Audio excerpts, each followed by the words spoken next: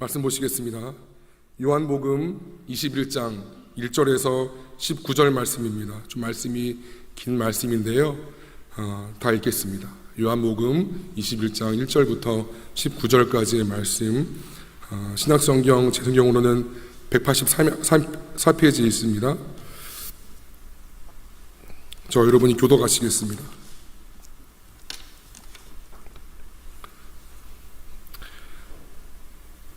신약 184페이지에 있습니다.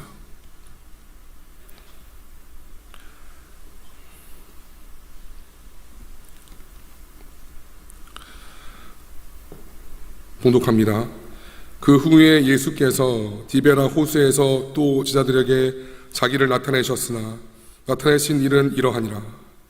시몬 베드로와 디두모라 하는 도마와 갈릴리 가나 사람 나다니엘과 세베대의 아들들과 또 다른 제자 둘이 함께 있더니 시몬 베드로가 나는 물고기 잡으러 가노라 하니 그들이 우리도 함께 가겠다 하고 나가서 배에 올랐으나 그날 밤에 아무것도 잡지 못하였더니 날이 새어갈 때 예수께서 바닷가에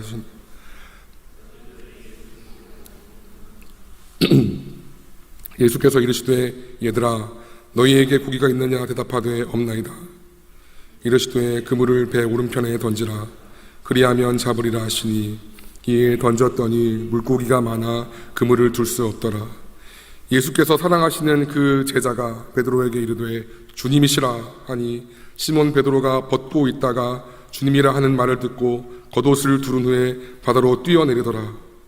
다른 제자들은 육지에서 거리가 불과 한 50칸쯤 되므로 작은 배를 타고 물고기 든 그물을 끌고 와서 육지에 올라보니 숯불이 있는데 그 위에 생선이 놓였고 떡도 있더라. 예수께서 이르시되 지금 잡은 생선을 좀 가져오라 하시니 시몬 베드로가 올라가서 그물을 육지에 끌어올리니 가득히 찬 큰 물고기가 153마리라. 이같이 많으나 그물이 찢어지지 아니하였더라. 예수께서 이르시되 와서 조반을 먹으라 하시니 제자들이 주님이신 줄 아는 고로 당신이 누구냐 감히 묻는 자가 없더라. 예수께서 가셔서 떡을 가져다가 그들에게 주시고 생선도 그와 같이 하시니라. 이것은 예수께서 죽은 자 가운데서 살아나신 후에 세 번째로 제자들에게 나타나신 것이라. 그들이 조반 먹은 후에 예수께서 시몬 베드로에게 이르시되 요한의 아들 시몬아 네가 이 사람들보다 나를 더 사랑하느냐 하시니 이르되 주님 그러하니이다. 내가 주님을 사랑하는 줄을 주님께서 아시나이다. 이르시되 내 어린 양을 먹이라 하시고 또 두 번째 이르시되 요한의 아들 시몬아 내가 나를 사랑하느냐 하시니 이르되 주님 그러하니이다. 내가 주님을 사랑하는 줄 주님께서 아시나이다. 이르시되 내 양을 치라 하시고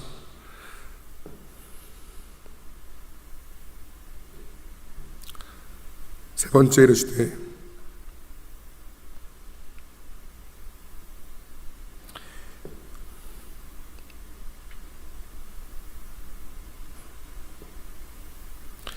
요한의 아들 시몬아 네가 나를 사랑하느냐 하시니 주께서 세 번째 내가 나를 사랑하느냐 하심으로 베드로가 근심하여 이르되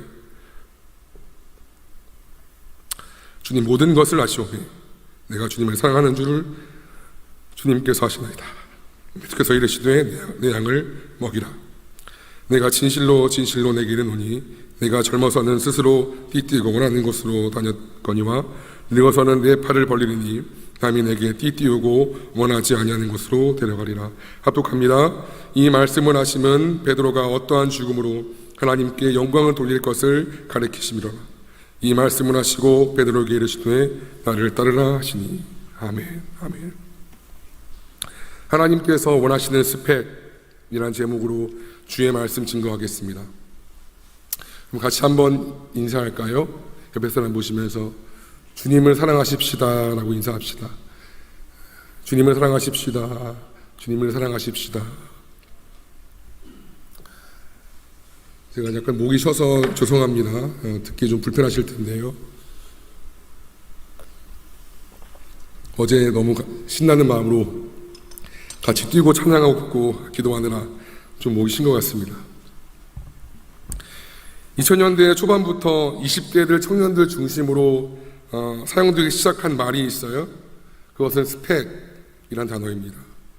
스펙의 의미를 찾아보니까 우리 잘 아는 것처럼 영어 스페시피케이션의 준말로 직장을 구하는 사람들 사이에서 학력이나 학점이나 토익 같은 서류상의 기록 중에 업적에 해당되는 것을 이르는 말입니다. 스펙은 객관적으로 자신의 능력을 증명할 수 있는 것이죠. 때문에 대부분의 기업들이 입사 지원서에서 이 스펙을 보지요. 물론 요즘은 스펙이 상향 평준화되어 있기 때문에 경험이나 창의성 등을 평가하려고 탈스펙 경향이 있는 것도 맞습니다. 하지만 여전히 우리 사회는 스펙을 추구하고 있다고 볼 수가 있겠지요. 중고생 학생들은 대학에 가기 위해, 또 대학생들은 좋은 본인이 원하는 그죠? 회사나 연구소에 가기 위해서, 또 장년들은 자신의 사회적 포지션을 더 올라가게 하기 위해서 열심히 스펙을 쌓습니다. 잠도 줄이고 아침 일찍 새벽반 나오고 열심히 공부하고 있지요.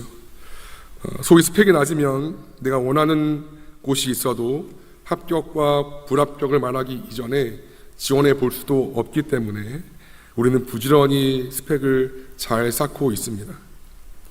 사실 우리가 이렇게 스펙을 열심히 준비하는 이유는 단 한 가지지요. 내가 가고자 하는, 내가 원하는 그 자리에 있는 담당자가 그 요소를 중요하게 보기 때문입니다. 그렇죠? 내가 채용되었으면 싶어하는 그 회사에서 그 요소를 중요하게 보기 때문에 우리는 그거를 열심히 준비합니다. 한번 인사해 볼까요? 다시 한번 그런 뜻에서 스펙 잘 준비하고 있습니까? 한번 인사해 보지요. 옆 사람에게 물어보세요. 스펙 잘 준비하고 있으세요? 네. 중요합니다, 여러분. 물론 한 번 더 얘기해 보지요. 그러면 하나님께서 정말 원하시는 스펙도 잘 준비하고 있습니까? 이렇게 묻고 싶어요. 하나님께서 정말 원하시는 스펙도 여러분 잘 준비하고 있으신지요? 오늘 본문을 보면 우리가 잘 아는 사람이 나오는데 시몬 베드로입니다. 여러분, 그가 누구입니까? 12제자 중에서 베드로, 야고보, 요한이 핵심 제자 3명이었고요. 그 3명 중에 한 명이었지요. 복음서 곳곳을 보면 예수님께서는 이 베드로, 야고보, 요한 핵심 제자 3명에게는 더 많은 것들을 경험하게 하시고 더 많은 것들을 보여주셨고 더 많은 것들을 알려주셨습니다. 마가복음 5장을 보면 이런 말씀이 있어요. 베드로와 야고보의 형제 요한 외에 아무도 따라옴을 허락하지 아니하시고. 여러분, 그 장면 기억하지요? 회당장 야이로의 딸, 다 죽었다고 생각한 그 딸이었는데 예수님께서 그 딸을 살리러 들어가셨을 때 이 3명만 데리고 같이 들어갔습니다. 직접 예수님께서 달리다 굼 하시면서 죽은 소녀를 일으키시는 것을 이 셋만 목격했지요. 또한 마가복음 9장 이렇게 얘기를 해요. 엿새 후에 예수께서 베드로와 야고보와 요한 또 3명이죠 데리시고 따로 높은 산에 올라가셨더니 그들 앞에서 변형되사 7절입니다. 마침 구름이 와서 그들을 덮으며 구름 속에서 소리가 나되 이는 내 사랑하는 아들이니 너희는 그의 말을 들으라. 성자 예수님께서 십자가에 달리시기 전에 육신의 모습에서 신적인 모습으로 변형되는 것을 직접 목격하는 특권 누렸고요. 심지어 성부 하나님의 육성을 들었지요. 육성 같은 음성을 들었지요. 이는 내 사랑하는 자녀다라는 그런 말씀을 들었지요. 마지막으로 마가복음 14장 이렇게 얘기를 해요. 베드로와 야고보와 요한을 데리고 가실새 심히 놀라고 슬퍼하사. 예수님이 어떻게 보면 약함이에요. 예수님이 어떻게 보면 어두운 면이에요. 본인이 놀라고 슬퍼하신 모습, 그 모습 속에서 이 셋만 위로를 삼고 싶으셔서 같이 나를 좀 중보해줘. 십자가에 달리시 몇 시간 전이죠. 되도록 이 잔을 피하고 싶어 하셨던 그 고통의 순간에 이 셋만 데리고 갔다는 거예요. 굉장히 큰 특권이었죠. 이외에도 복음서 여러 구절을 통해 예수님께서는 베드로와 야고보와 요한에게 많은 것들을 허락하셨고 보이셨습니다. 근데요, 그 중에서 베드로는 단연 탑입니다. 탑. 특별한 특권을 허락하셨어요. 마태복음 16장 말씀인데 같이 한번 읽죠, 여러분. 시작. 또 내가 내게 이르노니 너는 베드로라. 내가 이 반석 위에 내 교회를 세우리니 음부의 권세가 이기지 못하리라. 내가 천국 열쇠를 내게 주리니 네가 땅에서 무엇이든지 매면 하늘에서도 매일 것이요 네가 땅에서 무엇이든지 풀면 하늘에서도 풀리리라 하시고. 베드로야, 너 이제 너 베드로의 본명이 시몬이에요? 근데 아니야, 넌 이제 베드로야. 넌 반석이야. 내가 너 위에 이 땅에 교회를 세울 거고 너에게 천국 열쇠를 줄 거야. 네가 풀면 다 풀리고 네가 묶이면 다 묶여. 굉장히 큰 사람으로서 받을 수 있는 특권 중에 이 같은 것보다 더 큰 것이 있을까 싶을 정도로 굉장히 큰 특권이었죠. 이미 3명의 제자에게 주신 것도 참으로 놀랄만한 모습이었는데 베드로의 모습은, 베드로에게 주신 것들은 참으로 놀랍다는 것을 뛰어넘어 경이로울 정도입니다. 이런 놀라운 특권을 약속받은 베드로였기 때문에 베드로는 예수님께서 물론 잘못한 생각이었지만 이스라엘을 로마의 압제에서 독립시키면 내가 제일 많이 특권을 얻었고 내가 가장 앞선 제자라고 생각했기 때문에 뭔가 특별한 자를 얻을 거야 라고 생각을 했을 것입니다. 이와 같은 기대감은 예수님이 선포하신 하나님 나라에 대한 잘못된 무지에서 나온 것이죠. 물론 제자들은 세상의 권력을 놓고 서로 싸우는 것처럼 수시로 누가 큰지 다퉜어요. 심지어 누가복음 22장을 보면 십자가에서 죽음을 앞두시고 죽으시기 직전에 마지막 유월절 만찬을 하신 그 마지막 유언 같은 장면 이후에도 네가 크냐 내가 크냐라고 서로 다퉜어요. 이러한 베드로와 제자들에게 예수님의 죽음은 결코 상상할 수 없는 것이죠. 예수님 통해서 내가 뭔가 한 자리 얻을 것 같고 그를 통해서 내가 탑으로 올라갈 수 있는데 그가 죽다니 그들의 야망이 무너질 수가 없기 때문에 예수님의 죽음은 상상할 수 없는 것이죠.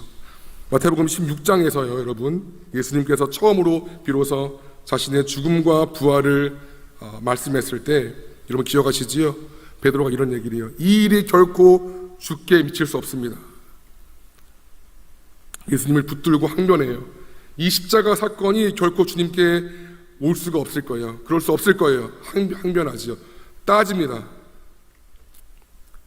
예수님께서 고난을 받을 수 없다면서 극구 만류한 베드로의 말은 과거 광야에서 예수님을 시험했던 마귀의 유혹의 목적과 동일하게 예수님의 사역을 방해하는 사탄적인 모습이었지요. 뿐만 아니라 예수님께서 잡혀가실 때 사람들이 잡아갈 때 대제사장 말고의 귀를 칼을 빼서 베어버리죠. 참 혈기등등한 사람이었던 것 같아요. 그렇게 호기등등한 그런 야망이 있었던 그런 사람이 베드로였습니다. 그런데 오늘 본문 21장 3절을 볼게요. 3절입니다. 시몬 베드로가 나는 물고기 잡으러 가노라 하니 그들이 우리도 함께 가겠다 하고 나가서 배에 올랐으나 그날 밤에 아무것도 잡지 못하였더니. 세상의 변화를 꿈꿨고 세상에서 한 자리 차지할 거라고 생각했던 그가 다시 시골 깡촌 갈릴리로 돌아가서 나는 그저 물고기 잡는 사람이 될 거야 라는 그의 말인 거지요. 이 말 속에서 그의 실망감과 예수님 돌아가신 다음에 그의 무력감과 패배감, 그의 절망감을 볼 수 있습니다. 한때는 자신의 스승이었고 자신이 그래도 사랑했던 예수와 함께 세상을 변화시키고 뭔가 새로운 것들을 꿈꿨던 것들을 다짐했었는데 이제는 모든 것을 잃어버리고 포기해버리고 낙심해버린 것 같은 그의 모습에서 우리는 베드로 안에 깊은 아픔을 느낄 수가 있지요. 여러분, 사실 그 아픔은 사랑하는 스승을 잃어버린 아픔보다도 그 스승을 직접 자신의 입으로 저주하면서 부인했던 그 아픔이었습니다. 마태복음 26장입니다. 베드로가 이렇게 얘기를 해요. 모두 주를 버릴지라도 나는 결코 버리지 않겠습니다. 예수께서 이르시되 네가 진실로 내가 이르노니 오늘 밤 울기 전 네가 3번 나를 부인하리라. 베드로가 이르되 내가 주와 함께 죽을지언정 주를 부인하지 않겠습니다. 이 말을 해요. 여러분 잘 아시는 것처럼 베드로 네가 나를 3번 부인할 건데 네가 나를 부인할 건데 베드로가 얘기를 해요. 난 정말 주를 부인하지 않고 주와 함께 죽겠습니다. 이런 고백을 합니다. 그러나 그는 그와 같은 고백을 한 지 채 몇 시간, 일주일도 아니에요, 하루도 아니에요, 채 몇 시간도 못 되어서 한낱 여종의 고발 앞에 너 예수와 같은 당이지? 너 예수랑 따랐던 사람이지? 그 말 앞에 3번이나 죽음의 두려움 때문에 부인하지요. 그냥 나 몰라요, 나 저 사람 몰라요, 그게 아니라 저주하며 맹세하며 요즘 말로 하면 쌍욕을 퍼부은 거예요. 저 재수없는 예수, 아우 저 더러운 새끼, 이렇게 쌍욕을 퍼부면서 저주하면서 이런 베드로가 이렇게 예수님을 부인합니다. 본인이 살려고. 누가복음은 이렇게 얘기를 합니다. 같이 한번 읽지요. 시작. 베드로가 이르되 이 사람아 나는 네가 하는 말을 알지 못하노라. 아직 말하고 있을 때에 닭이 울더라. 주께서 돌이켜 베드로를 보시니 베드로가 주의 말씀 곧 오늘 닭 울기 전에 네가 3번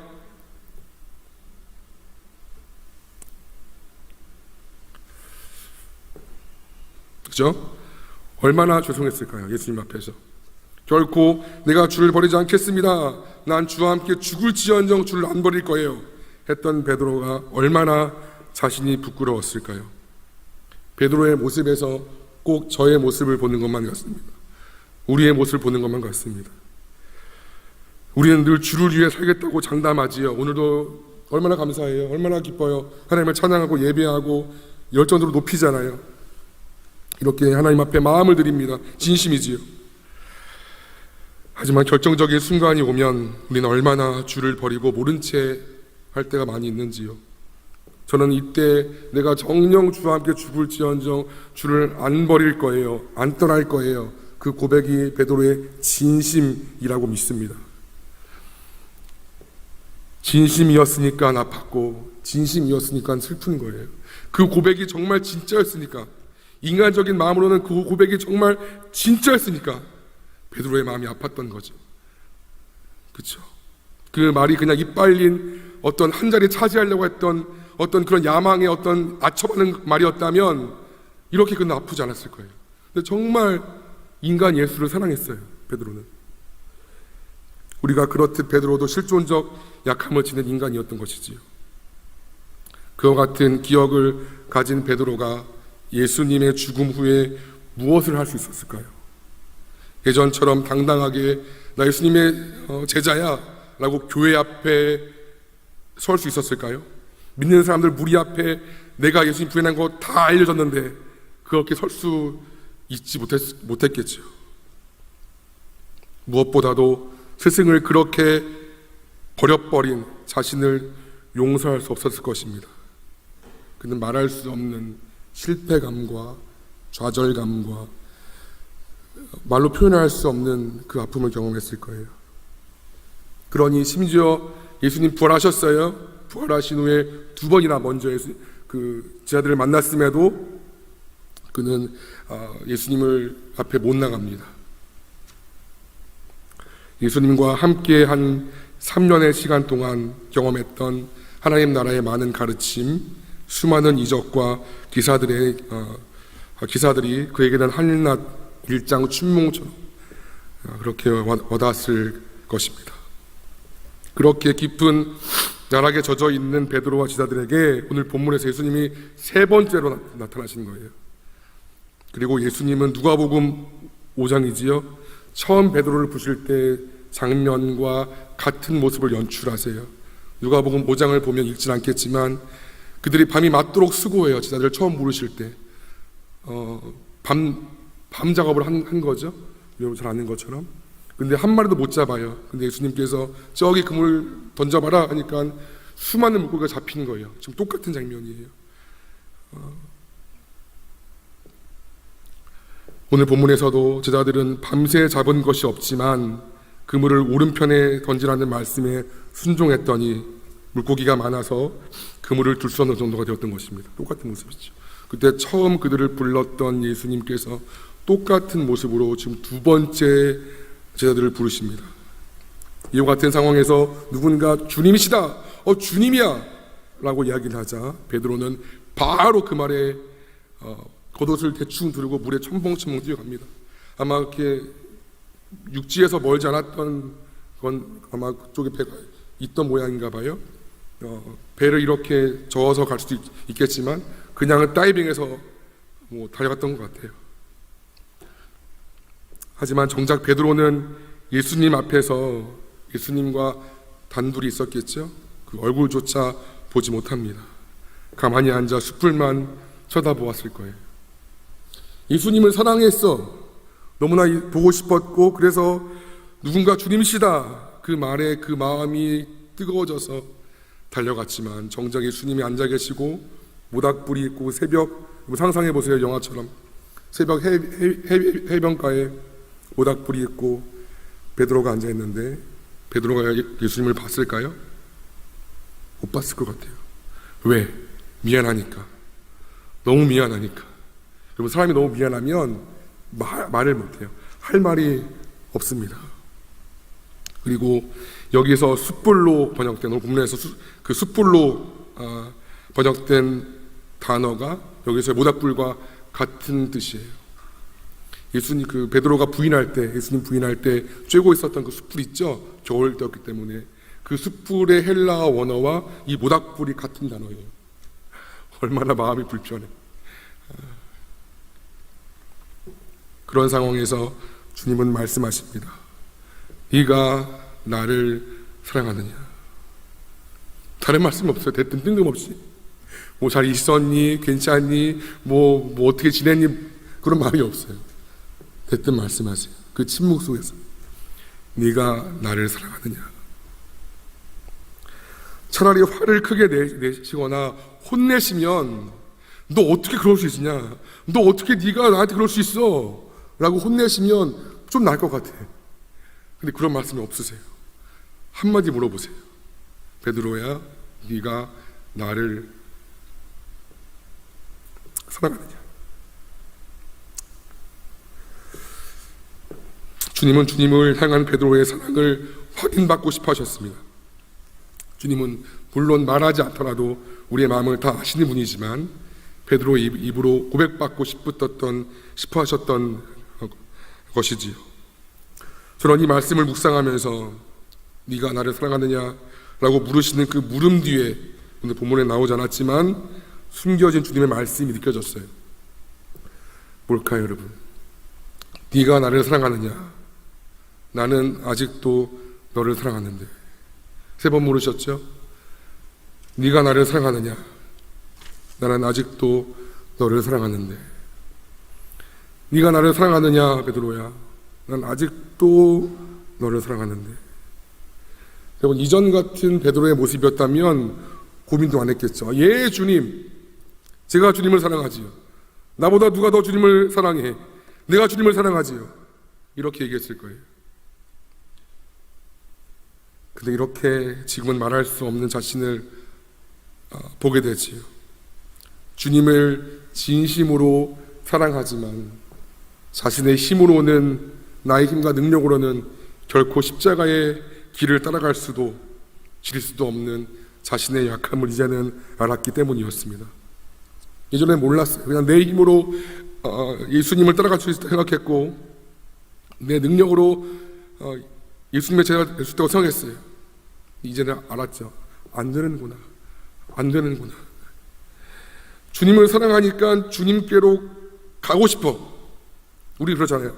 주님을 사랑하는데 주님께로 가고 싶어. 근데 능력이 안 돼. 그렇다고 주님을 버릴 용기도 없어. 주님이 진리는 걸 알고 주님이 사랑하시는 걸 알기 때문에 주님을 따라갈 수도 없고 주님을 버릴 수도 없는 베드로의 모습인 거죠. 꼭 저 같아요. 주님을 사랑한다고 고백하지만 늘 죄와 정욕에 빠지고 마는, 그렇다고 아유, 나 주님 이제 몰라, 내 마음대로 살래, 그럴 수도 없잖아. 우리 이미 진리를 맛봤고 하늘의 기쁨을 맛봤기 때문에. 그렇다고 주님께로 나갈 수도 없는 이 베드로의 마음을 참 느껴지는 것 같습니다. 이렇게 얘기를 해요. 베드로가 근심하면서 주여, 모든 것을 아시오매, 내가 부인한 것, 내가 은밀한 죄 지은 것, 내가 약한 것, 내 상처와 내 쓴뿌리와 내 어두움, 그 모든 것을 아시오매, 내가 주님을 사랑하는 줄을 주께서 압니다, 아시나이다, 이렇게 이야기하지요. 마침내 이 고백을 받아내신 후에 이렇게 얘기를 하세요. 내 양을 먹이라, 내 양을 치라. 여러분, 다른 거 안 물어보셨어요? 여러분께 하나님께서 오늘 네가 나를 사랑하느냐 라고 물으신다면 여러분 어떻게 말씀하시겠어요? 다른 거 안 물어보세요. 예수님이 바라시는 가장 최고의 스펙은, 예수님이 원하시는 가장 최고의 스펙은 네가 나를 사랑하느냐, 그것만 보신다는 거예요. 너 대학 어디 나왔니? 너 연봉 몇 천이니? 너 교회에서 뭐 봉사하니? 너 장로니? 목사니? 그런 거 하나도 안 물어봤어. 하나만 물어봤어. 하나만. 그 가진 배신과 자신을 찌른 그 아픔 속에서 어떠한 원망도 어떠한 것도 없이 하나만, 네가 나를 사랑하느냐. 여러분, 주님이 우리에게 듣고자 하시는 것은 바로 이것인 줄 믿습니다. 주님이 우리에게 확인하고 싶어 하시는 가장 큰 관심은 다른 어떤 것이 아니라 내가 주님을 사랑하는지, 이걸 너무나 많이 보고 싶어 하신다는 거예요. 사랑하되 우리의 마음과 정성과 뜻을 다하여 우리의 전심으로, 또한 철저하게 내가 스스로 힘으로 할 수 없음을 인정하며 주님께만 의존하는 어린아이 같은 순전하고 순수한 사랑을 원하신 줄로 믿습니다. 흠도 없이 점도 없이 깨끗하게 나를 사랑하는, 마치 깨끗한 그 순수한 어린 아이가 부모, 엄마의 품에 안기는 것처럼 그런 사랑을 원하시는 것이 우리 주님인 줄로 믿습니다. 우리가 예수님을 주님으로 부르는데 주님이 진정 우리의 주인이십니까? 이것이 우리가 평생토록, 아니 영원토록 쌓아야 될 진정한 스펙인 줄로 믿습니다. 이 땅의 스펙은 다 지나가지요. 다 지나가는 거예요. 아무리 날고 기어도 이 땅의 스펙은 다 지나갑니다. 근데 하나님을 사랑하는 그 스펙만큼은 영원히 남아있어서 우리의 면류관이 될 줄로 믿습니다. 여러분, 고린도서 13장을 보시면 바울은 이렇게 얘기를 해요. 우리 잘 아는 것처럼 사랑이 없으면 아무것도 아닌 것이다 했어요. 하나님 앞에 신앙의 연수나 모르겠어요, 교회 안에서의 그런 봉사나 직분은 그렇게 중요해 보이지 않는 것 같아요. 전도사로서 이 집회를 이 예배를 인도하고 있는 저나 여러분 앉아 계시는 여러분이나 예수님 보실 때 그렇게 큰 차이가 없어 보일 것 같으세요? 하나님 앞에 세상에서 추구하는 직장이나 연봉이나 사회적인 위치도 그렇게 중요해 보이진 않습니다. 다만 하나님은 오늘 우리가 이 땅을 살아가면서 내게 주어진 자리에서 너는 마음을 다하고 뜻을 다하고 힘을 다하고 네 목숨까지 다하여서 너희 주 너희 하나님을 사랑하라, 이것만 보신다는 거예요. 이것만. 나에게 주어진 그 모든 것을 얼만큼 내가 사랑으로 행하는지를 보십니다. 여러분, 우리가 많은 것들을 행하고 있지요. 하지만 하나님 앞에서는 사랑으로 행한 것만 남습니다. 내가 행한 많은 것들이 있지만, 내가 이 땅에서 한 많은 성취와 업적이 있을 수 있겠지만 하나님 보실 때 내가 사랑으로 행한 것만 남습니다. 그리고 그것만이 우리의 인생의 끝자락에서 우리의 삶을 결산하시는 주님의 평가지의 주요 항목으로 남을 줄로 믿습니다. 여러분, 보세요. 본문에 말씀하잖아요. 다른 거 안 봤어요. 내가 주님을 사랑하는 줄을 주님이 알잖아요. 말도 못해. 내가 주님 사랑하면 말도 못해. 부끄러워서. 그냥 그 쪼그라든 마음으로 이 모든 것을 주님이 알잖아요. 근데 주님 사랑하는 그것만큼 주님이 알잖아요. 그 작은 고백 하나 받으시니까 다시 내 양을 먹이라, 내 양을 치라. 다시 위대한 사명을 부여하십니다. 하나님, 여러분에게 분명한 각자의 계획과 목적이 있습니다. 세상에 여러분을 어떻게 부를지 모르겠지만 어제 우리 들은 것처럼 So what? 어쩌라고? 하나님은 나를 사랑하시는데 어쩔? 하나님 나를 사랑하시는데 뭐? 하나님을 사랑하는 그 한 가지만 보십니다. 베드로의 약함을 아신 주님이 베드로에게 이런 아픔을, 이런 좌절을, 이런 실패를, 이런 낙심을 허락하신 것은 바로 이와 같은 베드로의 진짜 진국, 진짜 사랑 고백을 받아내시기 위함이었다고 봅니다. 앞뒤 막힌 것 같은 우리 삶을 짓누르는 많은 문제들 또한 어찌 보면 앞으로 나아가기에 바쁜 우리의 존재를 잠시 멈추게 하여서 나를 성찰하고 회개하여 주를 의지하며 주만 사랑하게 하시기 위한 하나님의 선하신 손길인 줄로 믿습니다. 많은 문제들이 있지요. 근데 우리가 이 문제가 없으면 스탑을 못해. 하나님께 나아가지 않아. 계속 앞만 달려가. 탑 더 올라가려고 그래. 하나님 계속 그것을 스탑시키시면서 우리의 문제 속에, 아픔 속에서, 저절 속에서 주님만 바라보게 하시라는 하나님의 극적인 드라마 연출인 줄로 믿습니다. 우리 삶의 목표와 삶의 이유가 내 구주 예수님을 더 사랑하고 사랑하는 그 이유가 되기를 간절히 축원합니다. 다른 것들은 아무것도 아니에요. 사랑 없이 행한 봉사, 사랑 없이 행한 목사, 사랑 없이 행한 설교, 아무것도 아닌 줄로 믿습니다. 사랑으로 행한 것만 남습니다. 여러분 꼭 이 하나님 나라의 스펙을 평생도록 잘 훈련받으시고 연단하셔서 하나님 보실 때 최고의 칭찬 들을 수 있는 모두가 되기를 간절히 기도합니다. 아멘.